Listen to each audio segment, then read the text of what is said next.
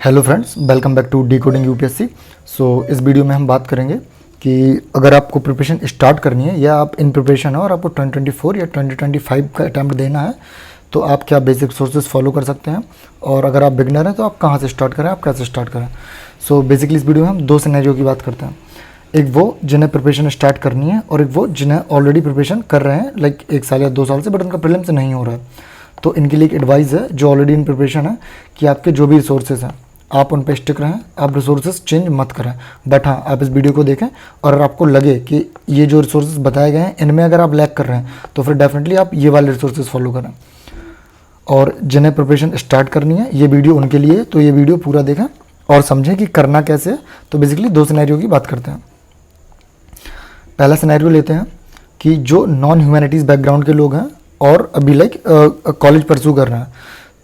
तो जैसे कोई प्रोफेशनल डिग्री कर रहा है, कोई एमबीबीएस कर रहा है, कोई एमबीए कर रहा है या कोई बीटेक कर रहा है, तो उन्हें ह्यूमैनिटीज़ का उतना आइडिया नहीं है। और UPSC is all about humanities, history, geography, polity, सब कुछ आपको पढ़ना है।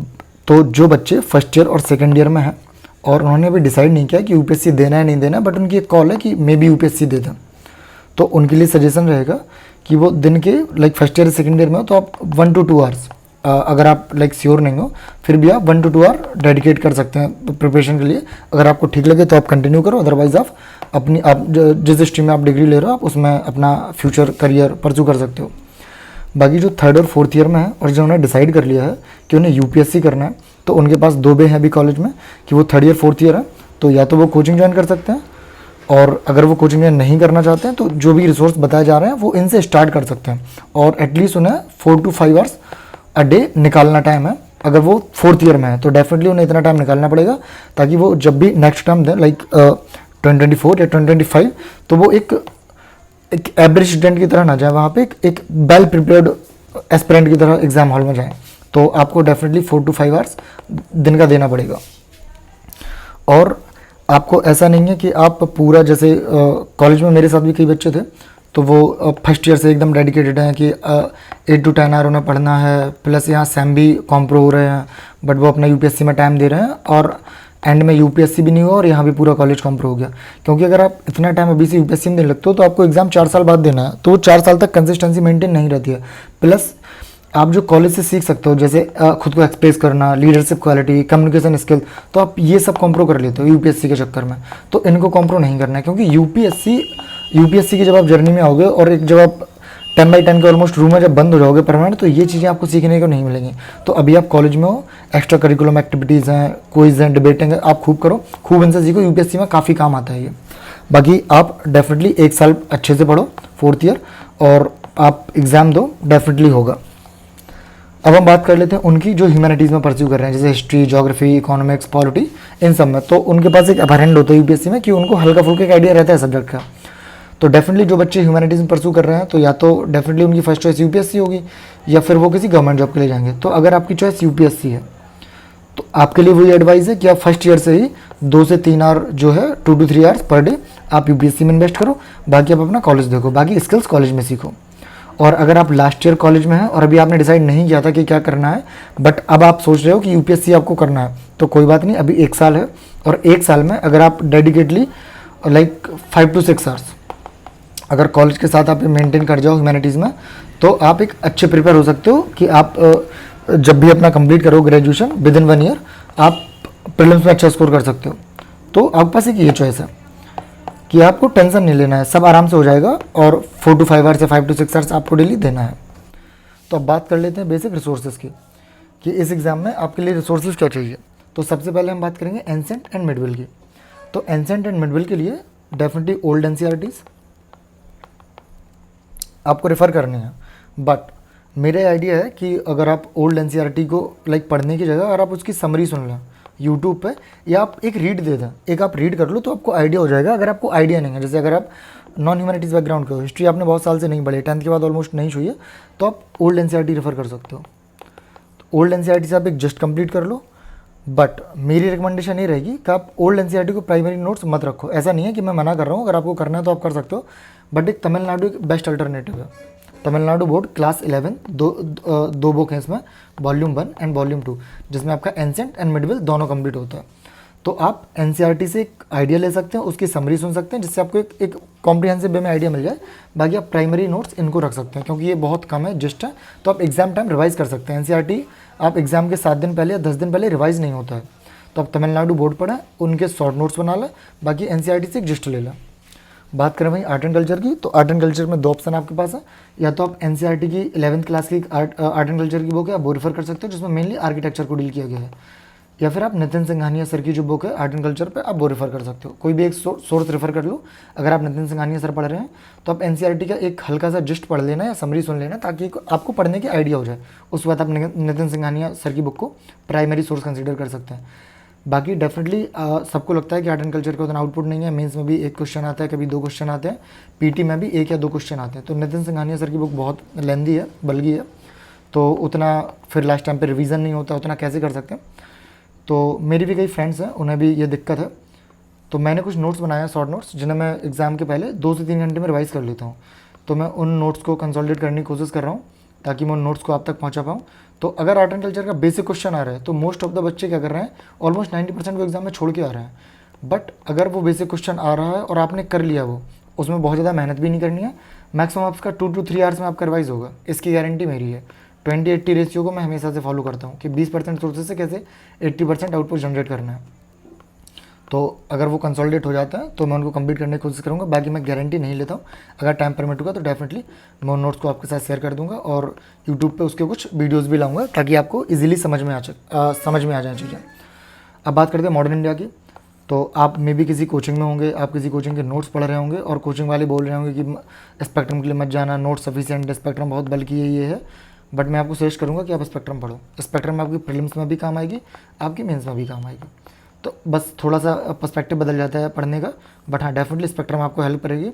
और बेसिकली एग्ज़ाम इसका नहीं है कि हमें 60% कट ऑफ क्लियर करनी है, 50%। एग्ज़ाम इसका है कि हमें बेटर देन अदर्स होना है। तो जब अदर बच्चे स्पेक्ट्रम पढ़ रहे हैं, तो अगर आप नहीं पढ़ोगे और स्पेक्ट्रम से कोई क्वेश्चन ईजी क्वेश्चन आया जो आपसे नहीं हुआ, तो आप एग्ज़ाम में बहुत पीछे हो जाओगे। ईजी क्वेश्चन आपको एग्ज़ाम में पीछे करेगा, टफ क्वेश्चन नहीं करेगा, क्योंकि वो किसी को नहीं आ रहा है। तो मेरी रिकमेंडेशन रहेगी आप स्पेक्ट्रम पढ़ें। कोचिंग में अगर आप पढ़ रहे हैं, कोचिंग में आप सीखें, वहाँ से कॉन्सेप्ट समझें, बट प्राइमरी सोर्स अपना स्पेक्ट्रम को रखें। अदरवाइज़ आप कोचिंग में पढ़ के फिर एग्ज़ाम दे के फिर 2 साल बाद आप फिर स्पेक्ट्रम पकड़ेंगे, तो उससे बेटर है कि आप स्पेक्ट्रम पकड़ें। वहीं बात करें पॉलिटी की, तो पॉलिटी के लिए डेफिनेटली आप लक्ष्मीकांत के लिए जाइए। मीन्स में थोड़ा सा अलग पढ़ना है, कुछ ARC की रिकमेंडेशन पढ़नी है, बट प्रीलिम्स के लिए आप लक्ष्मीकांत पर रिलाई कर सकते हैं। 2023 का क्वेश्चन पेपर बहुत बिग आया था, तो बात कर रहे हैं कि लक्ष्मीकांत से नहीं आया, डेफिनेटली वो किसी बुक से नहीं आया, बट कई क्वेश्चन हैं जो मैं अभी आपको बताऊंगा कि वो लक्ष्मीकांत से आ रहे हैं। तो लक्ष्मीकांत को आपको पढ़ना है और हार्डली फॉलो करना है। बाकी स्पेक्ट्रम को कैसे करना है, लक्ष्मीकांत को कैसे करना है, इसके लिए एक सेपरेट वीडियो लाएंगे सब्जेक्ट वाइज, कि इन बुक्स को कैसे इनका मैक्सिमम यूटिलाइजेशन किया जा सके, कि इनको कैसे रिटेन किया जा सके, क्योंकि अपने आप में बहुत लेंदी बुक्स हैं। तो किस सीक्वेंस से पढ़ना चाहिए, ऐसा नहीं है कि पहले चैप्टर से पढ़ना है, तो इन पर वीडियोज़ लाएंगे, तो उन्हें बात करते हैं। बाकी इकॉनमी के लिए अगर आप किसी कोचिंग में इनरोल्ड हैं, तो आप अपने कोचिंग के नोट्स प्रेफर कर सकते हो। अदरवाइज आप मृणाल सर के नोट्स या फिर श्री राम IAS के नोट्स, आप इन 3 सोर्सेज में से कुछ भी एक प्रेफर कर लेना, क्योंकि इकॉनमी में कॉन्सेप्चुअल क्वेश्चन आते हैं।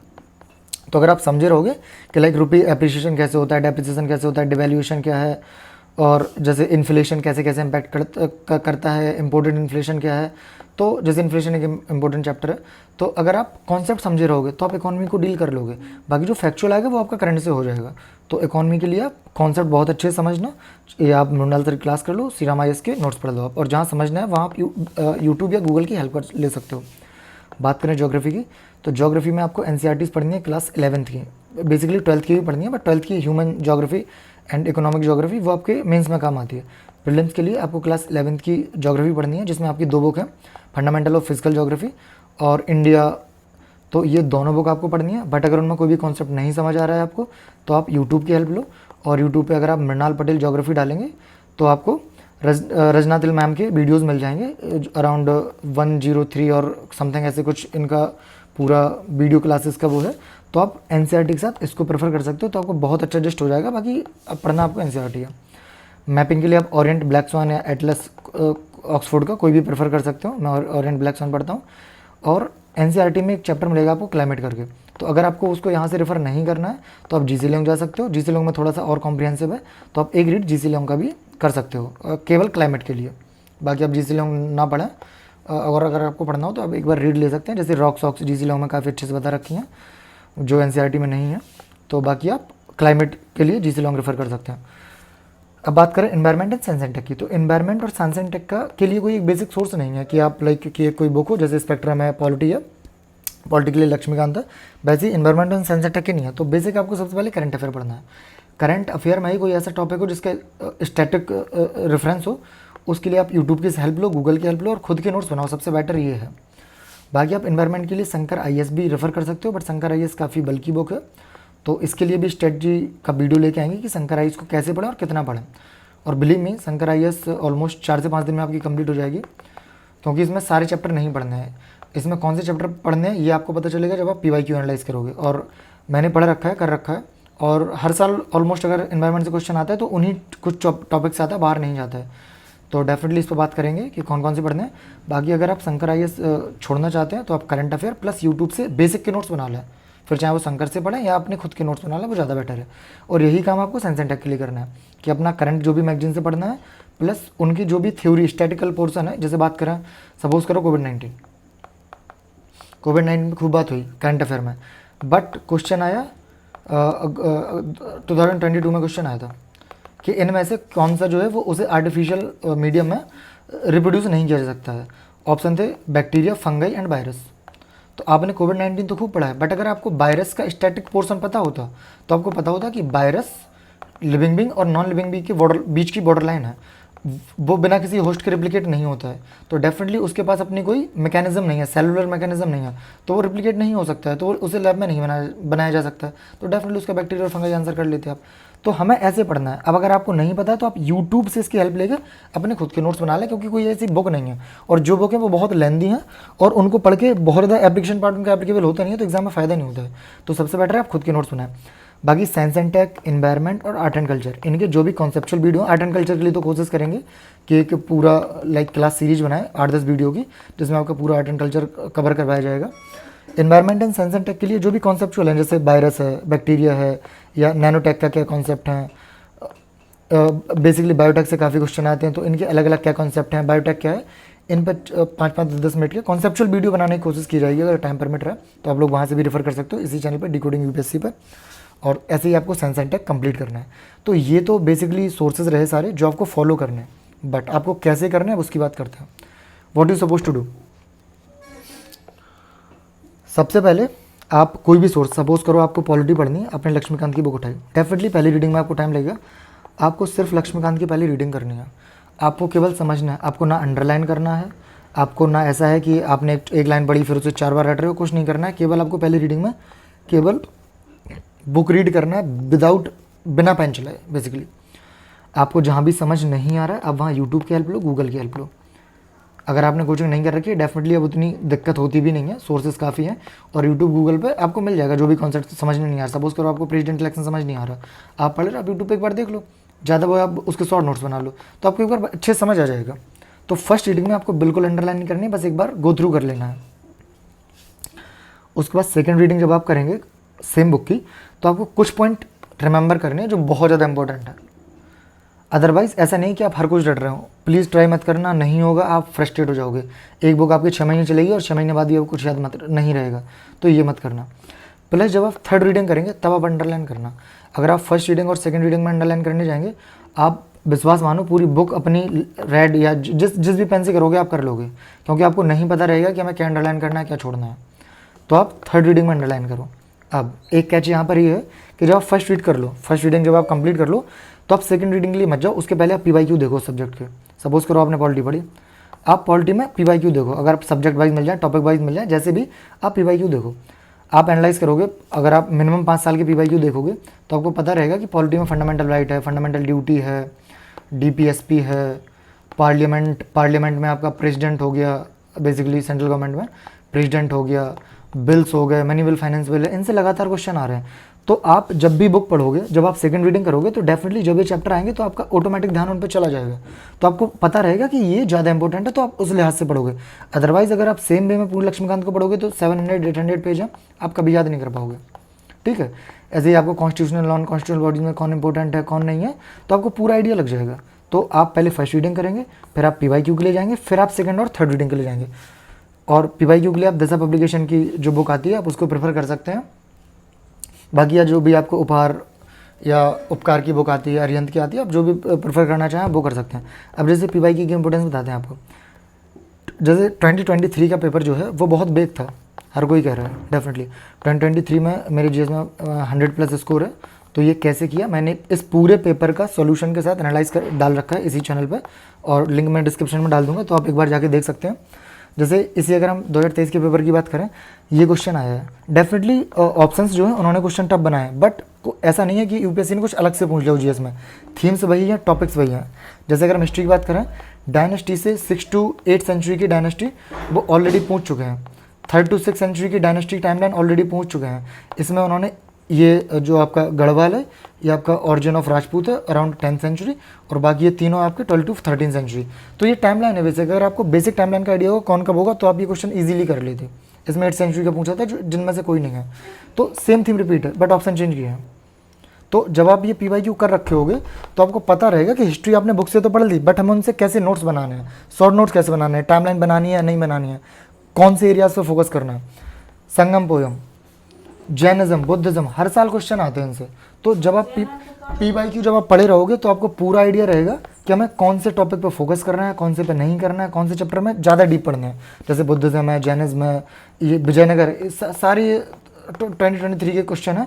और आप किसी से भी पूछ लेना, हर कोई कहेगा बुद्धिज्म, जैनिज्म, विजयनगर, संगम पीरियड, टाइमलाइन, ये हिस्ट्री के लिए इंपॉर्टेंट है। तो यही लगातार रिपीट हो रहे थे और यही रिपीट हुआ है, बट ऑप्शन अलग हो गए तो थोड़ा सा टफ हो गया पेपर। तो सेम थीम रिपीट कर रहे हैं, तो आप PYQ करे रहोगे, आपको पूरा आइडिया रहेगा कि कैसे करना है। ये हमने एग्जाम्पल पॉलिटी का रखा है। फर्स्ट अमेंडमेंट वो ऑलरेडी पूछ चुके हैं, और वो उन्होंने ऑप्शन डाला है। 42nd वो ऑलरेडी पूछ चुके हैं। मे बी इसका आंसर इन दोनों में से एक है, थोड़ा भी डाउट है, बट मेजॉरिटी ऑफ आंसर की 42 को रेफर कर रहे हैं। तो ये अमेंडमेंट्स जब आपको पता है कि अभी 23 में आया है, उसके पहले 21 में शायद आया था, तो आपको पता रहेगा। 19 में पूछा है 9 शेड्यूल करके फर्स्ट अमेंडमेंट, तो आपको पता रहेगा कि अमेंडमेंट में फोकस करना है। Constitution, non constitutional bodies, bill, finance bill, money bill, लगातार क्वेश्चन रिपीट हो रहा है। तो आप पहले PYQ गो थ्रू करें, देन आप सेकंड और थर्ड रीडिंग के लिए जाएं, तो आपको क्लियर कट अंडरस्टैंडिंग रहेगी कि हमें क्या अंडरलाइन करना है, प्लस किस पर ज़्यादा फोकस करना है। और सबसे last, revision is the key. आप पढ़ कितने ही लें, अगर आप रिवाइज नहीं करोगे, आप एग्जाम में आंसर में उसे रिप्लिकेट नहीं कर पाओगे। आपने हिस्ट्री की 5 बुक पढ़ी है, 10 बुक पढ़ी है, डजेंट मेक एनी सेंस अगर आप रिवाइज नहीं कर रहे हो। तो आप एक सोर्स पढ़ो, मैक्स 2 पढ़ो, बट उन्हें मल्टीपल टाइम रिवाइज करो। यही UPSC की है। और बेसिकली प्रीलिम्स जो गेम है वो रिकॉग्निशन का है, उसमें आपको कुछ प्रोड्यूस नहीं करना है, सारे क्वेश्चन आंसर सब सामने लिखा है, बट सिर्फ आपको पहचानना है। तो डेफिनेटली आपको काफ़ी फैक्ट याद करने पड़ते हैं, जिसके लिए रिवीजन पहली कंडीशन है कि अगर आप रिवीजन नहीं कर पाते हो तो आप UPSC लिटरली नहीं पास नहीं होगा आपसे। कि आप नए सोर्सेज तो पढ़ने हैं, बट रिवीजन पर ज़्यादा फोकस करना है। तभी कहते हैं ना सब लोग कि सोर्सेज लिमिटेड रखो, अदरवाइज मार्केट में बहुत सोर्सेज हैं। आप एक बुक लेने जाओगे, आप 4 लेके आओगे, जब आप मार्केट जाते हो ये हाल होता है। बट हमें अपने सोर्स, सबसे पहले तो अपने सोर्स लिमिटेड रखने हैं, जो भी सोर्स है उन पर स्टिक रहना है, उन्हें मल्टीपल टाइम पढ़ना है। बस यही कंडीशन है कि आप UPSC कर सकते हो। बाकी बिलीव इन योर सेल्फ। कोई क्या कह रहा है, कट ऑफ कितनी जा रही, रिजल्ट 0.1% आ रहा, 0.2% आ रहा, doesn't make any sense. Believe in your self, this is the key. Persistence, consistency and believe in your self, ये 3 चीज़ें आप अपने साथ रखो। बिल्कुल आप लाइक जो भी काम करो आप उसमें रखो, केवल UPSC में लाइफ में डिसिप्लिन, कंसिस्टेंसी, ये चीज़ होनी चाहिए। बाकी मिलते हैं अगली वीडियो में। Tata, bye bye, take care, thank you for being here. बाकी इस PDF की, अगर आप PDF चाहिए हो इस वीडियो की, तो आपको टेलीग्राम चैनल मिल जाएगी। टेलीग्राम चैनल की लिंक जो है वो डिस्क्रिप्शन बॉक्स में मिल जाएगी, और 2023 पेपर की लिंक भी आपको डिस्क्रिप्शन बॉक्स में मिल जाएगी। और प्रीलिम्स का सिलेबस काफ़ी डिसेसिमिनेट कर रखा है, क्योंकि UPSC ने बहुत ही जस्ट दे रखा है। तो प्रीलिम्स को अगर आपको देखना हो कि प्रीलिम्स का सिलेबस लाइक पॉलिटी में कौन कौन चैप्टर हैं, हिस्ट्री में क्या क्या चैप्टर हैं, तो उसकी वीडियो की लिंक भी आपको डिस्क्रिप्शन मिल जाएगी, तो आप वो एक बार जाके चेकआउट कर सकते हैं। बाकी टाटा, बाय बाय।